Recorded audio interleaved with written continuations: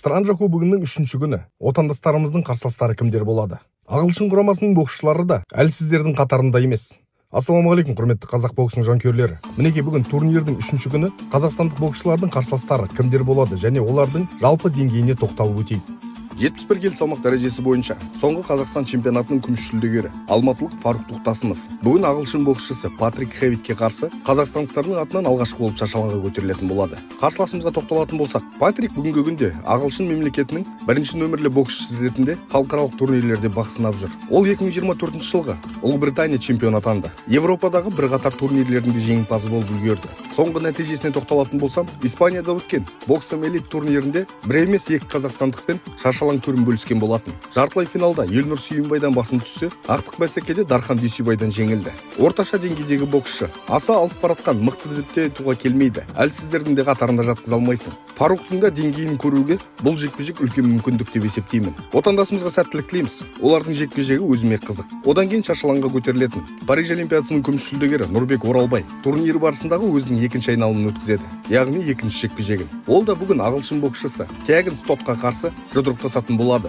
Стот бүгінгі күнде Ұлыбританияның бірінші нөмірлі боксшысы. Нәтижелеріне тоқталатын болсам, өткен жылы, яғни 2024 жылы 23 жасқа дейінгі Европа чемпионатында 4 жекпе-жек өткізіп, барлығында жеңіске жеткен, яғни Европа чемпионы. Бірнеше халықаралық турнирлерде де өзінің жақсы қырынан көрсетіп жүрген боксшы. Кешеде Странжа кубогының алғашқы айналымында тәжірибелі Әзербайжан боксшысын оңай жеңді. Яғни Нұрбекті жай қарсылас күтіп тұрған жоқ. Бәсекелестік деңгейі жоғары кездесу болады деп есептеймін. Одан кейін шаршалаңға аса ауыр салмақ дәрежесінде соңғы ел чемпионатының жеңімпазы Нұрлан Сапарбай қытайлық Джинди Вангқа қарсы турнир барысындағы алғашқы кездесуін өткізеді. Қытайлық боксшыға келетін болсақ, орташа деңгейдегі боксшы аса қатты бір нәтижесі де жоқ. Бүгінгі күнде ол үшін үлкен нәтиже болып, соңғы Қытай Республикасының спартакиадасының жеңімпазы атанған сәті. Одан кейін World Boxing ұйымы ұйымдастырған кезеңдік әлем кубоктарының бірінде күміс жүлдегер атанған. Джинди жылдамырақ қозғалады. Осындай жылдам қарқынға Нұрлан дайын болса, жекпе-жекті оңай жеңеді деп ойлаймын. Тәжірибе жағына келетін болсақ, Нұрланның тәжірибесі көбірек. Одан кейін Б рингінде әлем чемпионы Бекзат Нұрдәулетов те турнир барысындағы өзінің екінші айналымын өткізеді.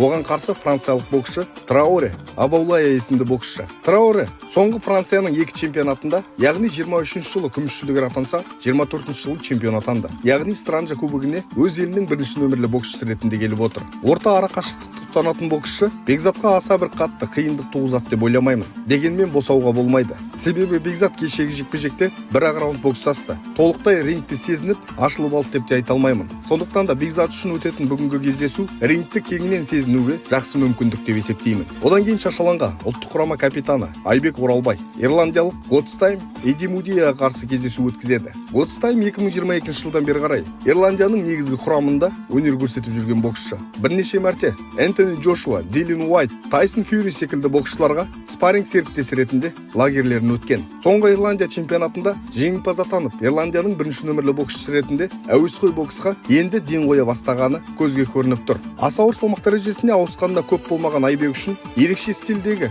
Готстайммен өткізетін жекпе-жек өз пайдасын бермесе, зияны жоқ деп есептеймін. Айтқым келгені, мәселен, кешегі Айбектің алғашқы жекпе-жегінде өткізген пакистандық қарсыластар сияқты боксшыларымызды ешқандай ары қарай өсуіне көмек бермейді. Ал Готстайм болса, біраз қарсылық танытатынына сенімдімін. Айтпақшы, Айбек жеңіске жеткен жағдайда Испанияда боксом элит турнирінде чемпион атанған ағылшын боксшысы Дамар Томас Айбекке қарсылас атанып қалуы әбден мүмкін. Егер де ол да өз кезегінде ширек финалдық жекпе-жекте жеңіске жететін болса, ол кеше алғашқы айналымда өзбекстандық Рустамовты тізе бүктірген болатын. Жалпы аса ауыр салмақ дәрежесінде Странжа кубогы шын мәнінде кіші әлем чемпионаты ретінде өтіп жатыр. Бәсекелестіктің деңгейі өте жоғары.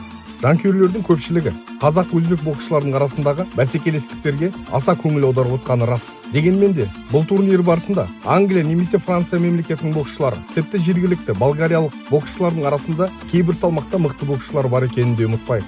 Қарсыластарымызға байланысты өз ойларыңыз болса, төменге қалдыра кетіңіздер. Жеңіс сәттеріміз көп болсын. Қазақ бокс жасасын.